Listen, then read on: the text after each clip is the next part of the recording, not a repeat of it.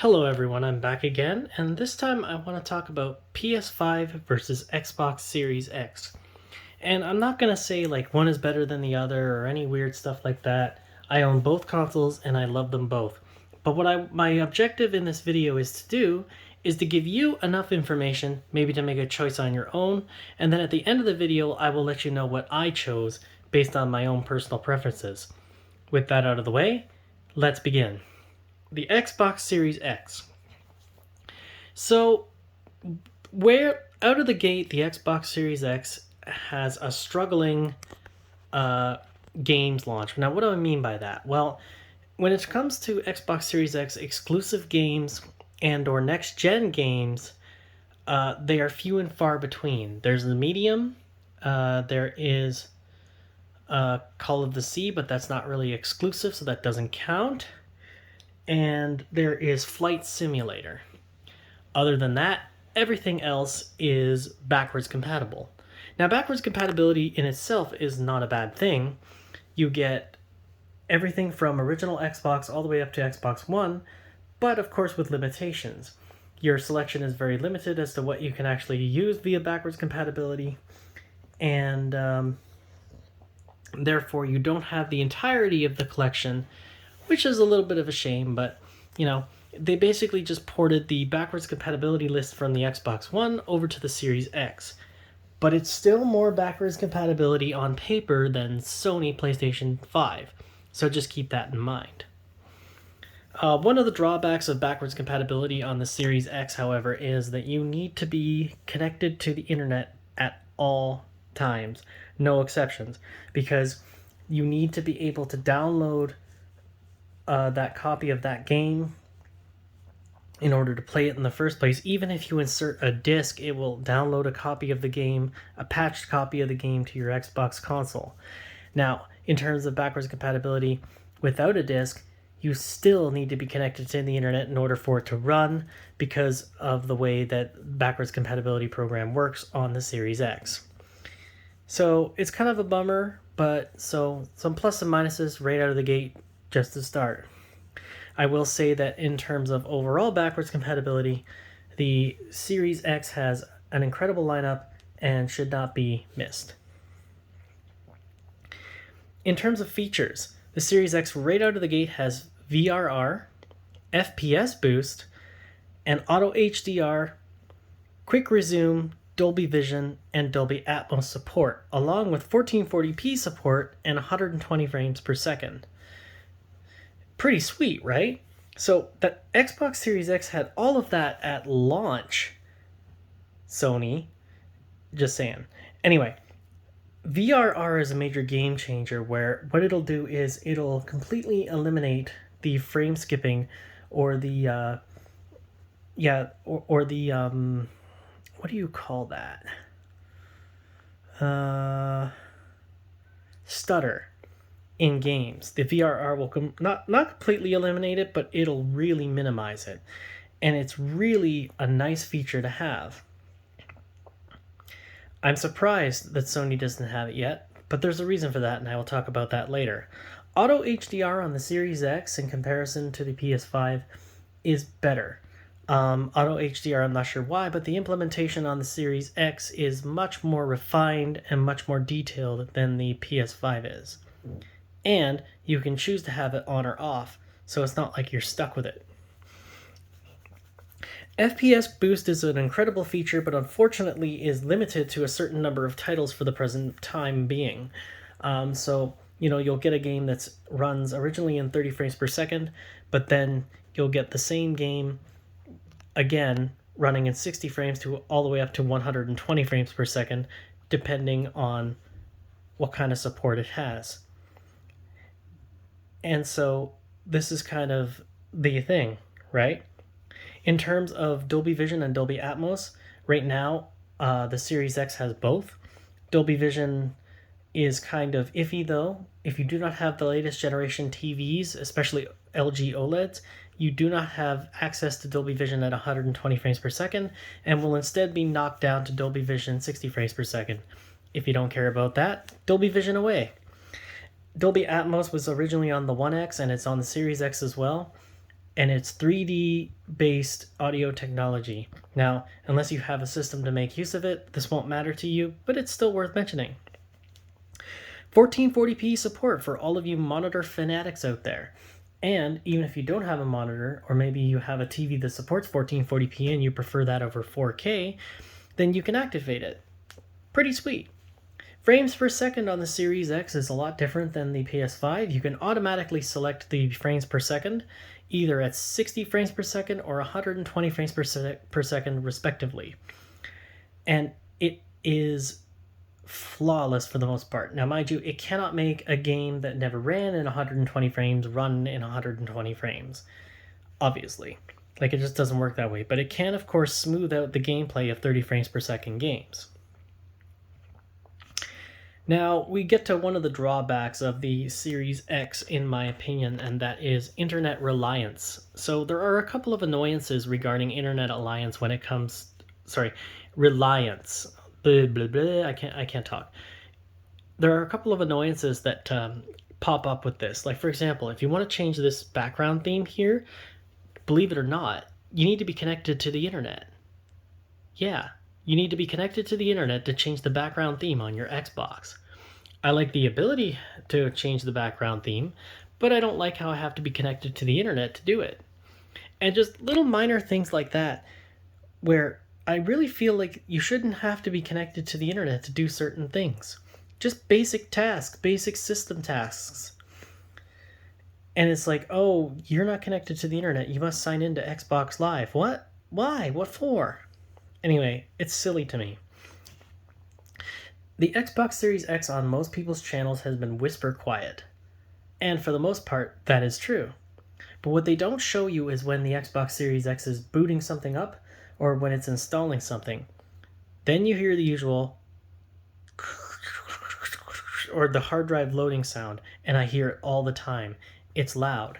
Also, when the Series X does things in sleep mode, it has almost like a ooh sound, and I hear it every day. Sometimes I'll hear it right through the wall in my bedroom next to my gaming room. So I wanted to point that out because regardless of what people say, I personally found that the Series X is a lot louder than you might think it is. Now, right now it's whisper quiet, but if I start installing something or doing something, I'm sure it would be louder. But this isn't the point of this video. The Series X has a total output of HDMI of 40 gigabits per second, not the full 48 gigabits per second, which is technically HDMI 2.1. It is, however, larger than the PS5. Whether or not that will become an advantage in the future, only time will tell. The internal drive on the Series X is 1 terabyte, but in actuality, it's 825 gigabytes. And the reason for this is because, I'm sorry about all my camera movement, guys. I'm reading notes and trying to hold my camera steady at the same time, so apologies. Getting back to it, the operating system takes up 200 whopping gigabytes, so of that 1 terabyte space that you have. So you actually only have 825 or however much it is gigabytes for your actual internal drive. Now, some people have said, yeah, but you can plug an external drive in. True, you can. And there's 2 options for that. I will get into that later. So next up on the list is the SSD. Now, the Series X SSD is, in a word, wicked fast. Now, that being said, though, it is not as fast as the PS5 on paper. In practice, however, it's maybe about 3 seconds slower. If that makes a big difference to you, then maybe, I don't know, don't get the Series X, but it seems like a minor thing to me. In terms of expanding your SSD storage, Microsoft has a proprietary drive that you can use, and or you can use any SSD external drive. Now, the proprietary drive, however, was launched with the Xbox Series X, which was a huge plus for them. However, it is very expensive, at a whopping $300 and something retail where I live, and probably $200 and something wherever you live. So it's a very expensive proposition. Quick resume on the Series X is amazing, and it should not be ignored. You can run 3 games simultaneously at once and switch back and forth between them at your leisure. This is huge. It's a feature that I didn't know I wanted, but now I'm surprised that no other consoles have. Yep. So I highly recommend that you make use of it if you pick up a Series X. The controller on the Series X is no different than before. You can use last gen's controllers because they're pretty much the same thing. The only difference between them is the new controllers have a little bit more of a grippy texture to them, and there's just little subtle improvements here and there. I don't remember what they all are, don't quote me on it. Right now I'm using the Elite 2 controller, so I'm not sure if that counts, but yeah. Controller's no different, doesn't do anything different or revolutionary. Moving on. So on the Series X and S, the disc-based games are not really a priority for Microsoft. What they want you to do is they want you to subscribe to Game Pass, which I'll talk about later. They also want you to download more digital titles. This is just their marketing strategy. It doesn't mean this is what you have to do, but you'll notice, however, when it comes to certain types of games or other games or game collections, you'll often not be able to get the entire collection on the Xbox, but you'll be able to get it on the PlayStation. Again, this is more so because you can get the entire collection digitally on Xbox, but they never released a physical version of that entire collection. Case in point, the Yakuza series, Yakuza 0 all the way till 6, are all digital with no physical copies. However, Xbox does sell the side story game Judgment in physical form. So that's the only one out of all of them, other than Like a Dragon, which has a physical disc. All the other ones you can get on digital only. So I guess you better hope that they stay on Game Pass and or that you buy them once they leave Game Pass. So it's kind of a bummer. Now, if you're a digital only person and you prefer having a digital collection, then maybe you'll like this more. I can't make that decision for you. I'm not a digital only person. I'm more of a disc-based person, but it is what it is. With the subscription to Game Pass, you also usually get Xbox Gold. Now, if you don't want Game Pass and you just purchase Xbox Gold, I guess that's fine too. Typically, I've been finding that the Gold membership hasn't really been providing as much of a value lately, but that's because Game Pass has been way outshining it. Now, the Gold, though, does give you 2 free games a month, and they are free, well, 3 free games if you include backwards compatibility. So 3 free games a month, and, it's free games, as long as you remain subscribed. Anyway, also, online play used to require Xbox Gold. I don't know if it still does, so don't quote me on it. Moving on. Xbox has no VR or VR games. This was a choice made by Spencer and his team.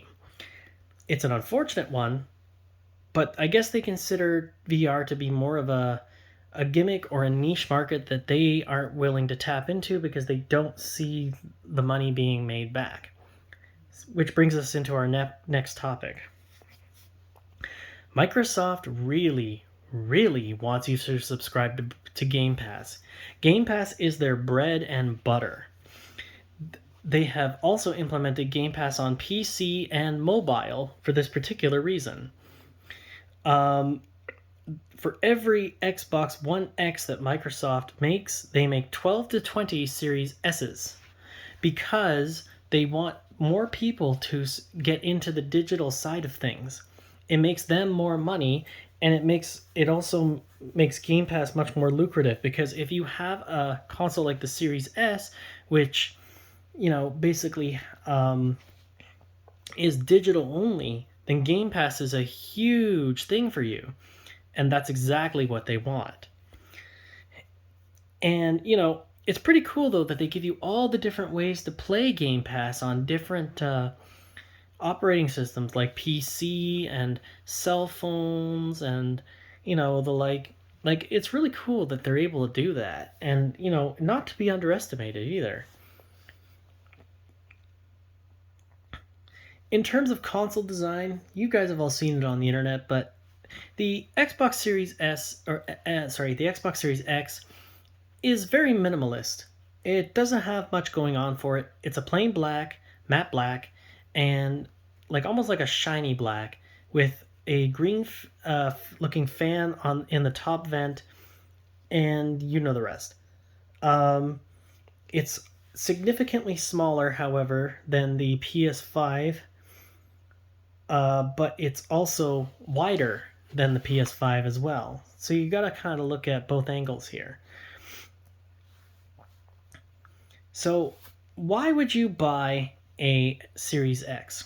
Well, you'd buy one if you like the value proposition overall of Game Pass and digital games, and you prefer having all of the tools and features ready for when your games launch and not the other way around. Because your games, your next gen games quite haven't launched yet, but you have all the features you need to make use of them. You prefer the Xbox exclusives over PlayStation. Maybe you're a Halo guy, a Fable guy, a Forza guy, a Gears guy, whatever you may be. You know, Xbox has your back, sort of. I don't know when they're releasing their next gen titles in regards to their exclusives, but I think they come out. I think 2 of them come out in the fall. But yeah, you don't like Sony's latest practices. A lot of people don't like the direction Sony has taken this generation, and a lot of people have jumped ship because they would rather support Xbox, who has more gamer-friendly practices, than Sony, who literally does the opposite because they're the king of the roost right now in terms of sales. But that being said, hey, if you do that, I don't blame you. The Xbox Series X is a wonderful console, and for what it gives you in a value proposition, it's very enticing. You know, I can see a lot of people probably shifting gears over time. I've personally found that I've played my Series X a lot more lately, a lot more than I thought I would. I still don't play it quite as much as my PlayStation 5, but I do play it a lot more now, almost equally. And I've been finding, I think the main draw to it is just playing old games with new fidelity, or playing games which I can download and try them, and if I don't like them I can delete them, and etc. Game Pass, right? So again, I guess Microsoft got me sort of on board with their strategy, but not entirely, because I still prefer my disc-based consoles. But I'm ranting now. Let's continue. Another reason why you might want to buy Xbox is because you've long since owned an Xbox and you can't really see yourself switching now. There are people that have been with Xbox since the beginning, since the original Xbox OG. And you know what? You guys, you will buy this regardless of what I say. So, there is that. Perhaps you prefer a focus on digital only over physical games. Even if you can get some physical disc copies, always digital will prevail more on the Xbox consoles, because that is part of the strategy. They want you to purchase digital. They want you to subscribe to Game Pass. They still want you to buy physical games, but that's not their bread and butter. If it was up to them, they'd probably completely do away with physical and move on. But they know that there's still a select few gamers out there that prefer disc, and so they still made one with a disc drive, hence the Series X. So if you decide to get a Series X, I want you to understand, you are buying into the promise, if you will, that next-gen games are coming, because they're not here yet. You have maybe 2 or 3 of them, but you don't have any more than that. And I want you to also keep in mind this doesn't always happen. Take Halo Infinite, for example. Halo Infinite was supposed to launch with this console, but it's only just launching this fall. It was pushed back that long, and they were showing off trailers and gameplay far before that. So you'll see little snippets of trailers and stuff like that, and they'll promise that there's good stuff coming, but it doesn't always happen. Now, that's not to say that Xbox always does this, but I've seen this before, and so I want to give you fair warning about it. Sometimes games can take up to a year or more before launch, but The good news is you have lots of backwards compatibility to hold you over until those games are ready. All right, moving on to the PS5.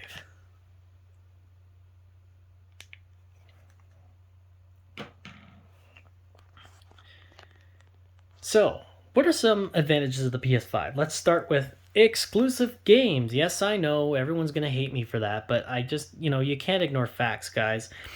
There are more exclusives on the PlayStation at the present moment. Doesn't mean that won't change in the future with Microsoft's deal with Bethesda, but right now, there are more exclusives out of the gate on Sony. And for that matter, there are more next-gen games out of the gate on Sony as well. So that is something to be considered. In terms of backwards compatibility, the Sony doesn't really compare to Microsoft in terms of backwards compatibility. However, you could argue that it does, because it does have backwards compatibility with the full entire library of PS4 games, which is quite massive. It also has a legacy mode, which allows you to run backwards compatible titles in better fluidity. And if you engage another mode, which I will talk about next, then that mode will even enhance the performance further. So there is that.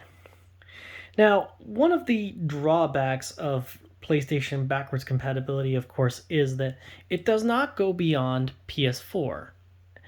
And for that, but it also, in comparison to the Series X goes all the way back to the original Xbox, right? So backwards compatibility is not as good, but you also, and this is one thing most reviewers don't mention, you also have complete compatibility as long as you buy an adapter with the PlayStation VR as well. So you have backwards compatibility with PlayStation VR and PS4, meaning the whole argument that you don't have any games is ludicrous. You have lots of games to keep you busy. In terms of features, this is where we talk about the modes. There's a little something hidden in the saved game data menu called performance mode and resolution mode. And they're very important for what your gameplay will be like. I'm sorry if there's a lot of movement with my camera, guys, but again, I'm reading notes and holding my phone and trying to hold it steady. Moving on. The performance mode basically focuses on frame rate over resolution. So it prioritizes frame rate over resolution. When should you use this? Simply put, when you play PS4 games, or when you play games that don't support the new capabilities of your console. So I always put performance mode on when I'm running a PS4 game. It's already got HDR, it's already got all the bells and whistles. The only thing it doesn't have is ray tracing and 120 frames per second, which it wouldn't have anyway. So performance mode locks in the frame rate and basically makes performance more stable. When I was playing the game in front of you here, Scarlet Nexus, I turned on performance mode because Scarlet Nexus does not support HDR.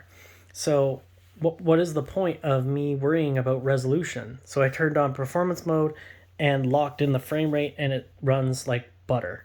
Smooth. In terms of resolution mode and performance mode, you sometimes get the option to switch back and forth between them when it comes to next-gen games such as Spider-Man, Miles Morales, or Returnal, or etc. in-game, and then you can choose it there. In terms of audio support, it's exactly the same as it was with the PlayStation 4, unfortunately. It's got Dolby Digital, DTS, and linear PCM. Which, it's not bad, but I mean, compared to Dolby Atmos, it's kind of lukewarm, if you will. Now, the PlayStation does have something up its sleeve, though, and is supposed to be releasing in a firmware soon. Again, it's being promised, but who knows when it's going to come out. And that is, they have the Tempest Audio 3D engine, and apparently this is just supposed to wow you. We'll see, Sony. We'll see. There is auto HDR, but it's called something else on PlayStation 5. It's called Always On HDR. And I highly recommend that you shut this off and change it to on when supported. And the reason why I say to do this is because auto HDR completely blows out colors it completely blackens blacks and crushes details, and it just looks terrible. It darkens your entire picture, and your entire picture just does not look good. It's a fake HDR bubble, and it's just, the implementation of it is just bad. I don't know what Sony was thinking, but I always turn on when supported rather than have it always on. But I can't tell you what to do. And maybe your TV will show better results than mine did, but I'm just telling you what I had to go through, and I really didn't like it. There is no 1440p support, sorry monitor heads, on the PlayStation 5. You're stuck with either 4K or 1080p. I think that this is a huge missed opportunity on Sony's part, but apparently they know full well that people want this, and they're watching carefully to see just how many want it. So if you want it, I don't know, get it trending somehow.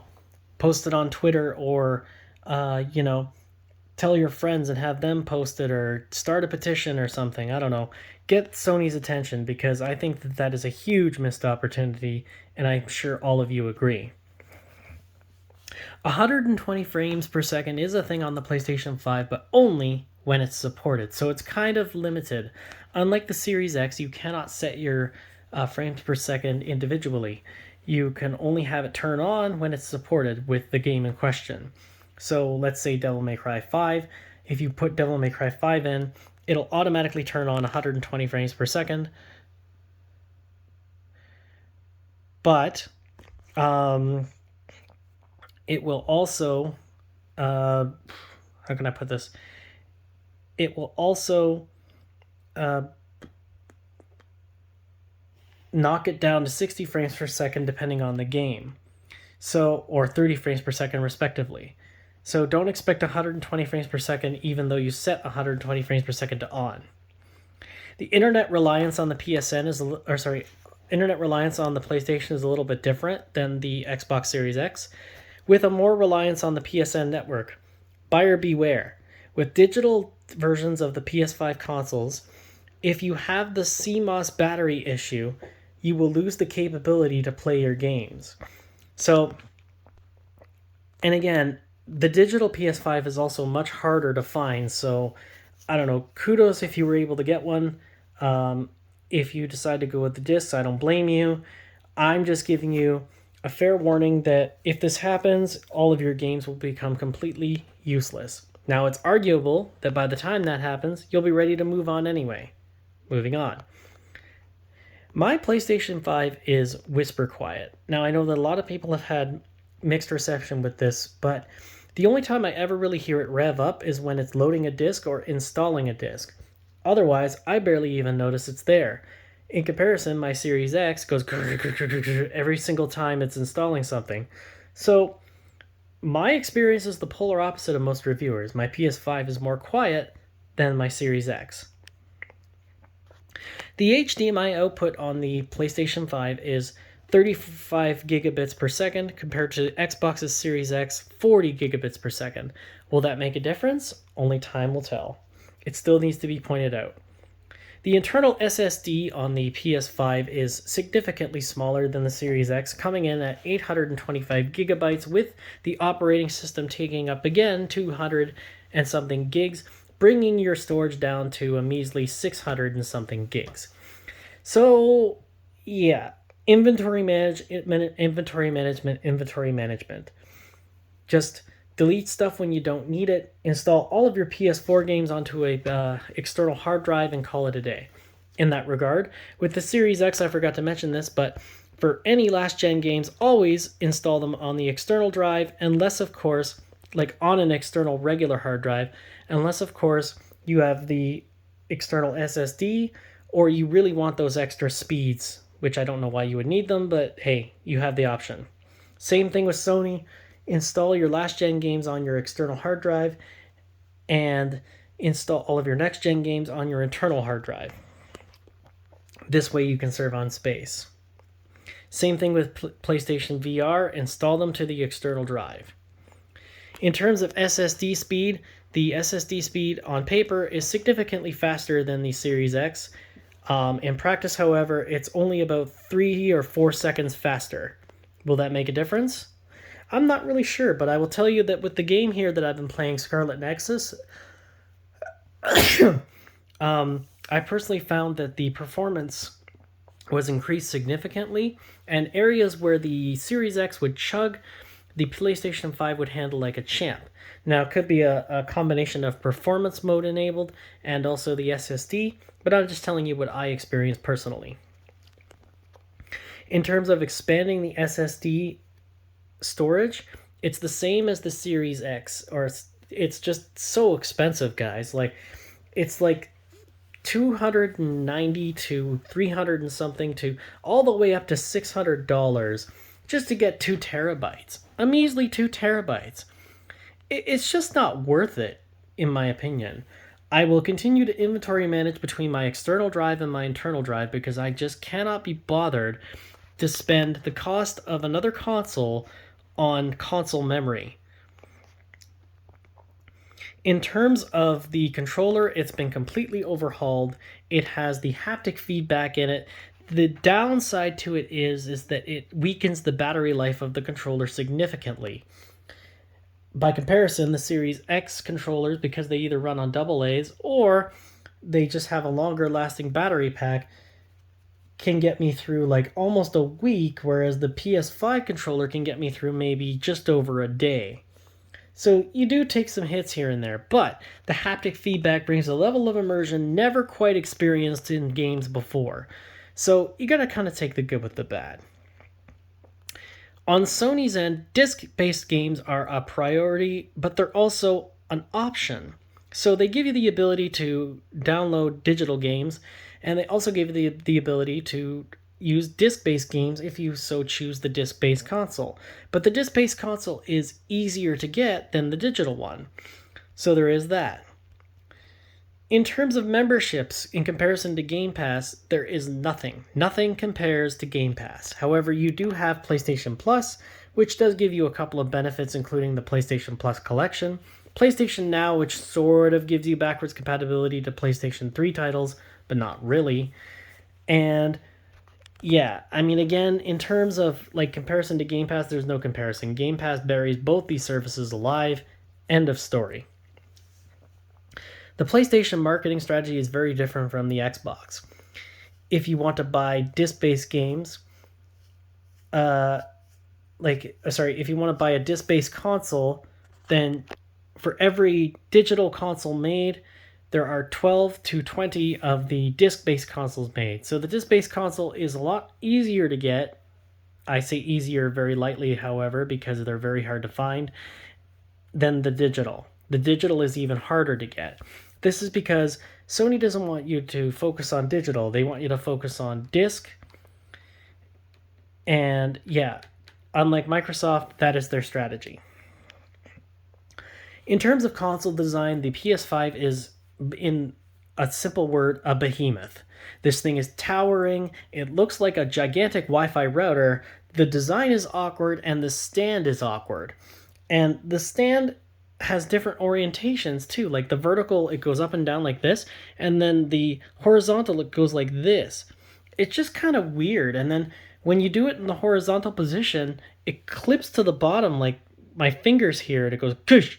And when you pull the PlayStation 5 forward in your cabinet, you can pull it right off the stand. It's not like it screws into the bottom like it does with the vertical position. If I didn't know better, Sony really wants you to use the vertical position, and they're trying to steer you towards it. But that's just my personal opinion. And because it's such a standout design, it makes the Xbox design by comparison look very minimalist. But I actually like the Xbox design better because this new design literally looks like the jacket off of Seto Kaiba from Yu-Gi-Oh! If you don't know what that is, then I'm older than you. And that's terrible. Anyway, the design is a mixed bag for me. I really like how futuristic it looks on the PS5, but I just can't get over the size. Like this, it just takes up so much space. They really need to work on that. So why would you buy a PS5? Well, you would buy one if you like having next-gen games right out of the gate and you don't want to wait for next-gen games. But you'd be willing to wait weeks or even months for features that Xbox Series X already had from launch. And yes, we are still waiting on VRR. Oh my goodness, Sony, get on that, please. Which, by the way, in some news with VRR with Sony, apparently they're waiting. They're waiting to have an update to the HDMI software or something, and then, and only then, will they release their new VRR update. Ugh. Anyway. You prefer to own mostly physical games and don't like Microsoft's heavy reliance on digital and want to support Sony more. You have long since been a PlayStation person and can't see yourself switching anytime soon. I've owned every PlayStation from the PlayStation 1 all the way up. This doesn't mean that I'm a long since PlayStation person and can't see myself switching. It's just that most of my games are PlayStation games. You just like PlayStation better. A buyer beware. You are buying into the promise that more features will release slowly over time, but in return, you get more games. Next-gen games especially. You may or may not get the features when you actually have a need for them, but you will get your next-gen games and games in general released much faster. So out of the two consoles, which one would I pick? Well, honestly, for me, it was a really tough call because I'm playing my Xbox more than I ever have. And I know it's partially due to Game Pass, but it's also partially due to implementation and features. And so I've almost started playing it as equally as my PlayStation 5. But I still play my PlayStation 5 more. And it's just because I have so many PS4 games in a backlog that I still have to go through, and they will play better on my PlayStation 5 than they will on my PlayStation 4. I also have a couple of VR games to go through. And for me, I'm a little bit more patient. I'm willing to wait for features, but I understand that some people aren't. And I also don't agree with some of Sony's practices, but I just will talk with my wallet and not with my mouth, is all I'm going to say in regards to that. I'm not going to support a lot of this foolishness that Sony is known for. However, I also say that in terms of performance, the PlayStation 5 just outweighs the Series X just a little bit slightly, because in the games I've played, they always seem to run better on the PlayStation 5. They always seem to run smoother on the PlayStation 5. I don't know what it is. I don't know how to explain it, but I'm telling you right now, that's my personal experience since I got this PlayStation 5 and since I got the Series X. I've noticed it almost immediately when comparing either demos of games or the same game on the different consoles.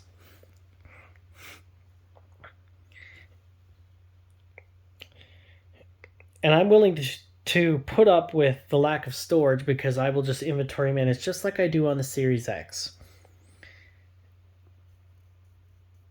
But who knows? That this is just at the present moment that I choose the PlayStation 5. I wonder if that will change in the future. But what do you guys think? Do you prefer the PlayStation 5 or do you prefer the Xbox Series X? Hit me up in the comments down below. If you haven't, now would be a great time to subscribe to my channel. Hit the like button if you like this video. Hit the dislike button if you hated it and you think I'm a big nerd. Ding that bell if you want to see what I come up with next. I realize that I'm a little bit slow on the uptake compared to others, but I do try my best to release content that is, oh my goodness, I'm losing my brain here because it's late at night, that is more relatable for you. There we go.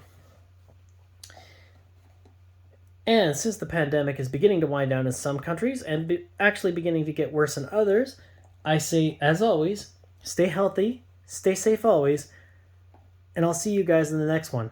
But again, I want to know what you guys think. Do you think I was fair to each console? Do you think I was a Sony fanboy? Do you think I was an Xbot? Do you prefer one console over the other and why? Let me know what you guys think in the comments section below. I really want to hear it because I'm curious to know too what you think about everything that I've said. Did I steer you towards the Series X or did I steer you more towards the PS5? Let me know. Bye for now.